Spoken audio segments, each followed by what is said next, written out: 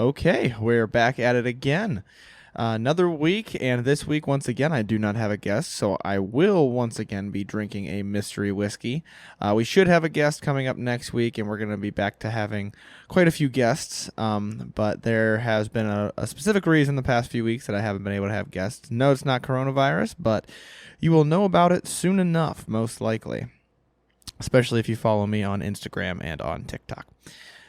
At any rate, this week's episode is going to be one of my favorites. I'm very much enjoying doing this, so I'm definitely going to keep these going. It's going to be another Q&A episode, listener questions.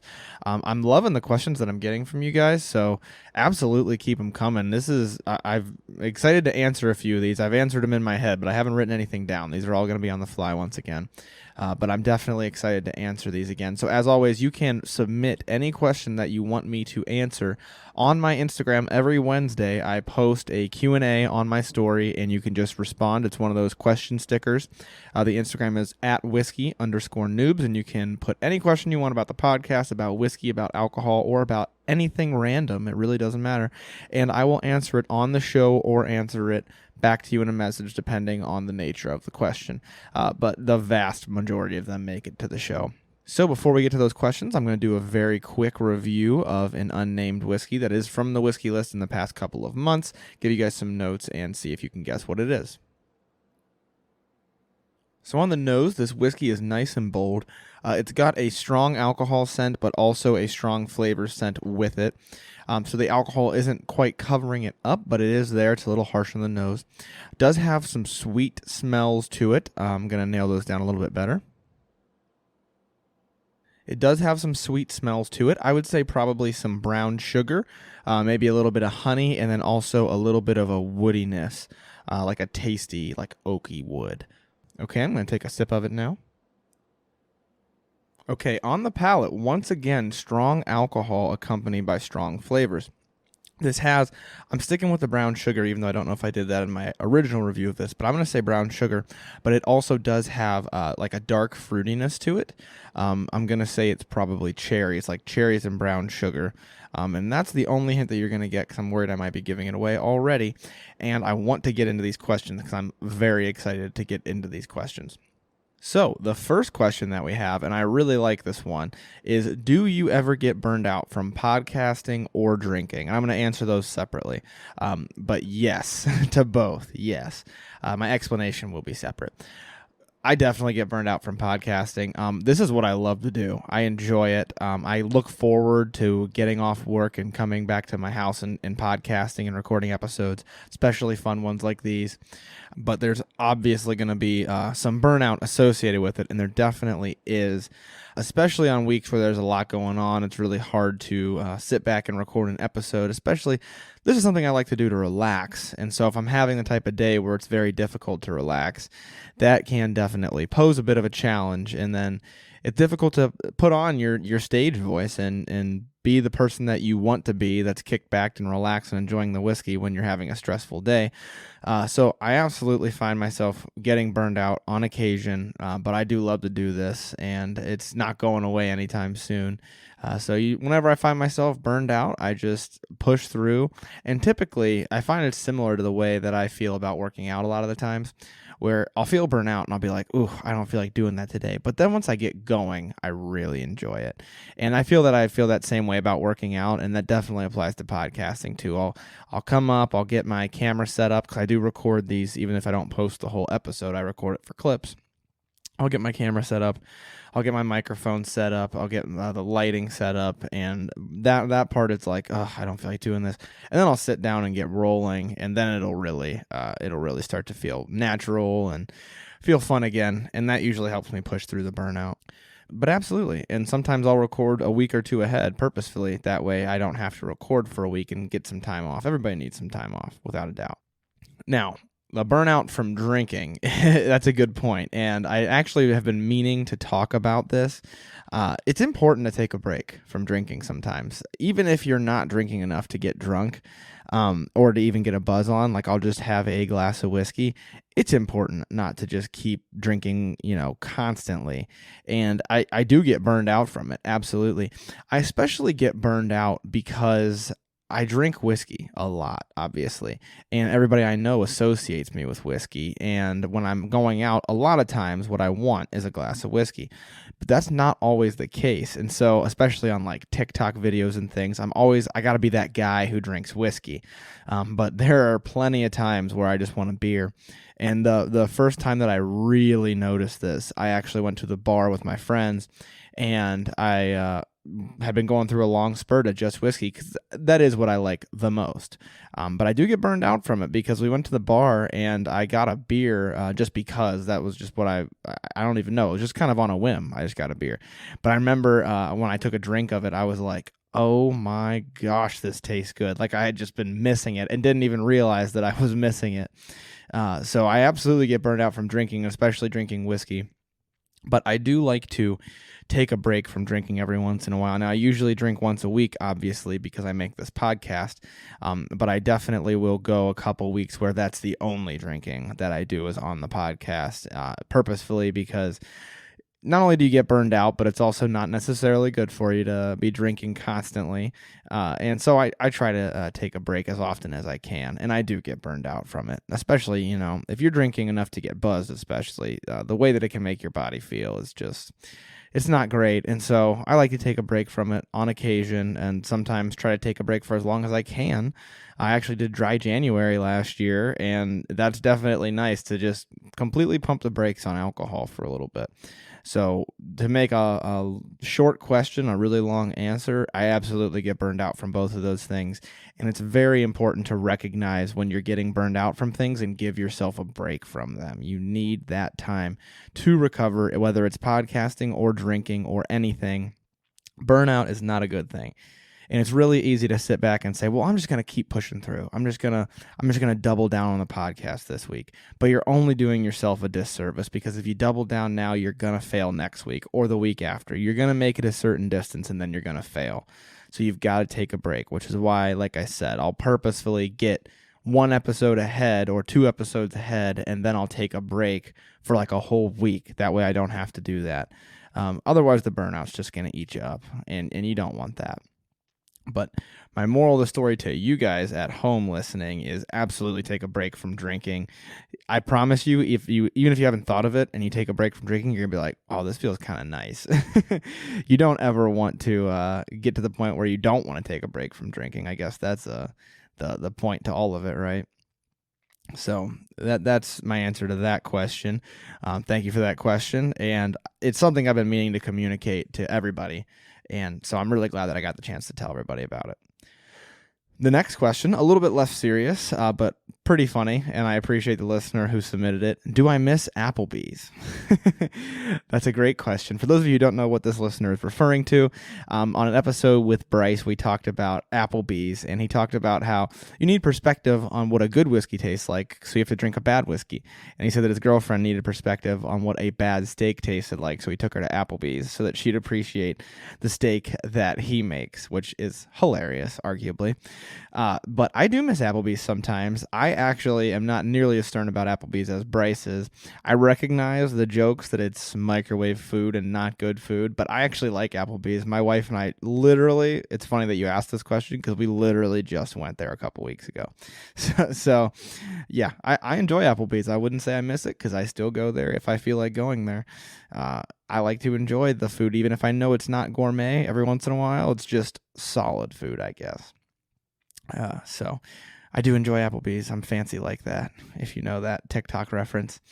I don't think I ever used that sound on TikTok, did I? That's a shame. Sometimes I miss the trends and then they're already gone. The next question, back to being a little bit serious, a little bit about whiskey. It's a good question. What's your favorite thing to drink besides whiskey? This is a tough question because I never really think about it.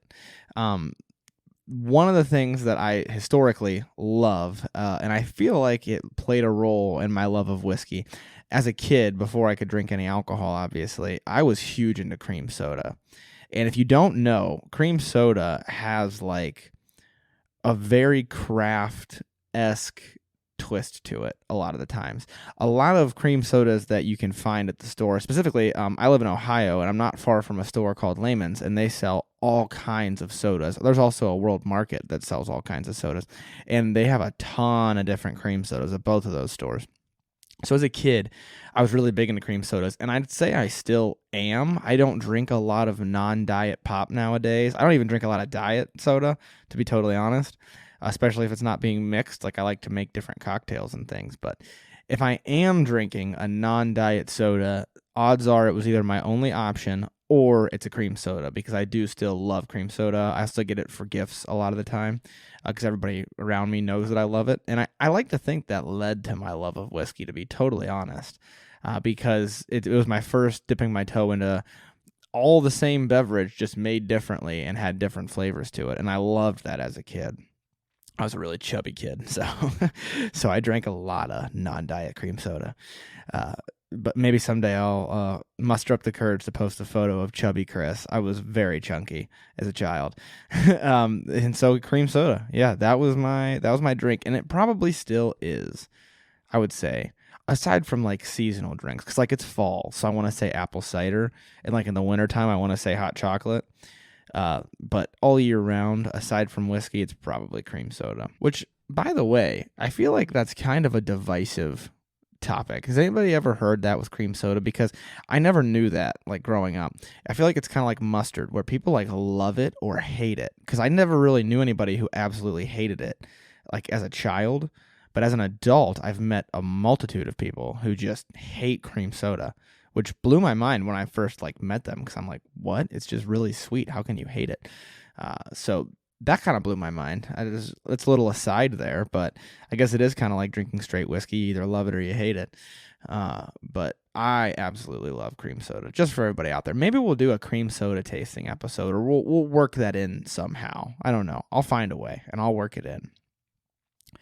Now, the next question was more of a statement than a question. I apologize if I misunderstood what you meant by this, if you're listening right now. But the next question/statement was Crown Apple in mixed shots is what they put. I'm guessing it was kind of like a question mark, like, can you put Crown Apple in mixed shots? Is kind of the way that I read it.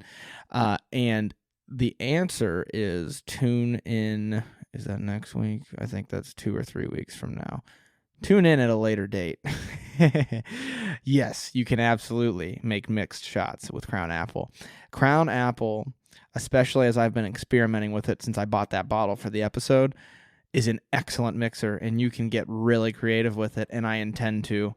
So we will have it coming up on a future episode, and I'm going to make a few different things with it. If you're on the email list, you already know that episode's coming up, and you already know what whiskey is going to go with the Crown Apple, which is going to make it very interesting. I have been experimenting like crazy. My wife has been tasting all of these cocktails like crazy. She's probably horribly sick of tasting all of them. But it's very exciting. I can't wait. So that's going to be a really fun episode coming up here in, I think, 2 weeks from the airing of this episode. I'm actually recording this episode a little bit early as well. But yeah, my answer to that is tune in. That's for sure the best answer you're going to get. The next question is my thoughts on Skrewball. I got this from a listener a little while ago, so I apologize. I'm just now getting to it. I might start incorporating these questions at the ends of like episodes, especially shorter episodes. That way I can get to them quicker. But at any rate, I was asked my thoughts on Skrewball whiskey. For those of you who don't know, Skrewball, it's spelled with a K, S-K-R-E-W. I think that's how it's spelled, S-K-R-E-W-B-A-L-L, I think. It's a whiskey. It's a flavored whiskey, and it's peanut butter flavored. And it basically made, at least as far as I've known and from my experience with peanut butter whiskey, Skrewball is what made peanut butter whiskey so much of a thing. Skrewball was the first that I had heard of, at least, that was peanut butter. And it was really good. And so everybody all of a sudden started making peanut butter whiskeys. And now you've got 1,000 brands that all make peanut butter whiskeys. But Skrewball, I think, was the first. It was the first that I tried, and I loved it. There's a couple other really good ones. I haven't had Bird Dog makes a peanut butter, but I haven't had it. And then there's one called Sheepdog, I believe. Yeah, Sheepdog. And one of my buddies from college actually had it and let me try it, and I liked that as well. I really like Skrewball. I want to sit down and compare it to Sheepdog because Sheepdog is significantly cheaper. But one thing that I loved with Skrewball was I saw on TikTok a Skrewball mixed drink where you took triple berry Truly. I think the flavor is triple berry. I don't know Truly very well. Maybe it's mixed berry. It's the berry Truly, whatever that one is, and you can buy just that flavor in a 6-pack. That's how I ended up buying it. You take that and you mix it with Skrewball to whatever ratio you like. I had to play with it a little bit to get it right, but you mix that just as a mixed drink on ice, and it is fantastic because it tastes like a peanut butter and jelly sandwich. So I actually made a TikTok about that. You can still find it. It's on my TikTok. It's one of my earlier videos, I think. I haven't been on TikTok for very long in the grand scheme of things, but it was an earlier video. It was before I started posting like a lot of content like I do now. But moral of the story, Skrewball is very good. Great for mixing. And another one that I do want to get creative with my mixed drinks with it. I just haven't yet. I don't have any on my shelf right now. I have some Sheepdog still because it's a lot cheaper. And I bought it to try it, to compare it, since I tried my buddies while we were drinking together. And then I was like, well, I'm going to buy myself a bottle and see how I like it. And it stood up to it. I mean, the Sheepdog was great. But I haven't tried them side by side.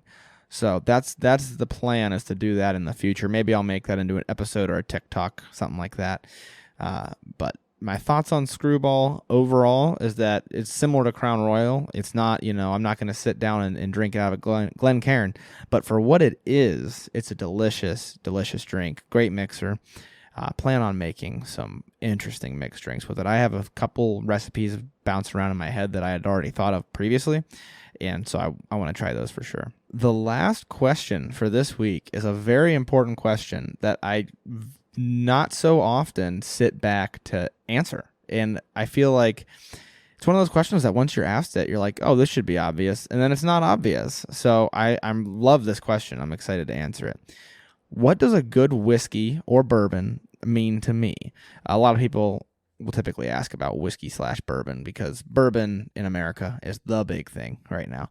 But what's a good glass of whiskey mean to me? And maybe I'll answer this separately for whiskey and for bourbon. It's going to be a similar answer, I think, but I do have a preference as to the types of bourbon that I like, so I'll answer that separately.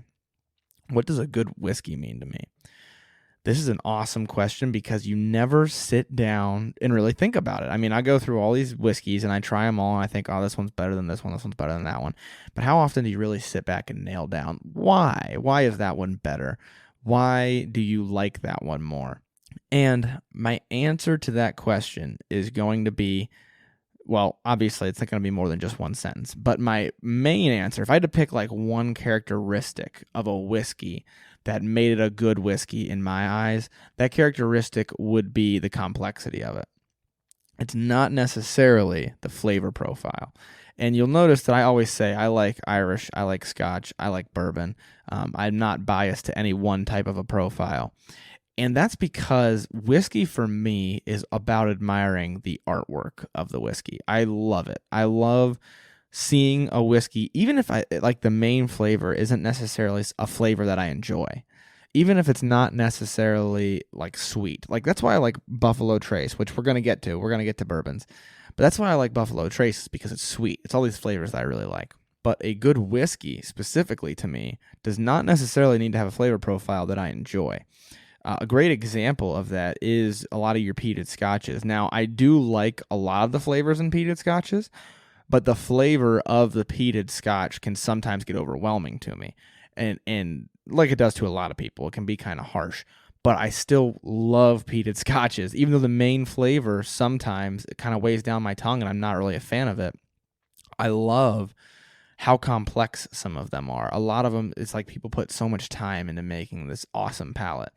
And so a good whiskey to me typically means that's the number one thing, is the complexity. The number two thing is probably going to be the quote-unquote smoothness that you hear everybody talk about. I like my whiskey to be easy to drink. That is just how I prefer my whiskey. So the smoothness can definitely be a factor, but that can also be counteracted by the strength. You can't have a really strong whiskey that is also very smooth. You can, but the strength is going to take away from that smoothness a little bit. It's going to add a little bit of harshness, usually. And I like strong whiskeys, too, because I like how complex of a profile they have. So you got to find a balance with all of those things and determine, a good ratio of smooth and complex. And also I like an oily finish typically. But you want to balance out all of those things. And a whiskey that does that well, that is strong enough, usually the strength has a lot to do with the complexity. Strong and has really good complexity, but also very smooth to drink. That right there is what I would consider a good whiskey. Another thing that I would say plays into it too is the price. I mean, I don't want a whiskey, if it's stellar and delicious, but costs absurd amounts of money, then it's not a good whiskey in my opinion, because it's like you got to balance all of those things out. Now, there is a limit to it, right? There are obviously expensive whiskeys that I enjoy. I've paid more money than I care to admit to try rare whiskeys like Old Rip Van Winkle, and it's worth it to try them. But the price definitely is a factor, which is why another reason why I'm such a big fan of Buffalo Trace, because I know that it's hard to find, but I know that if my listeners can find it, it's going to be pretty inexpensive, about the same cost as a bottle of Jack Daniels.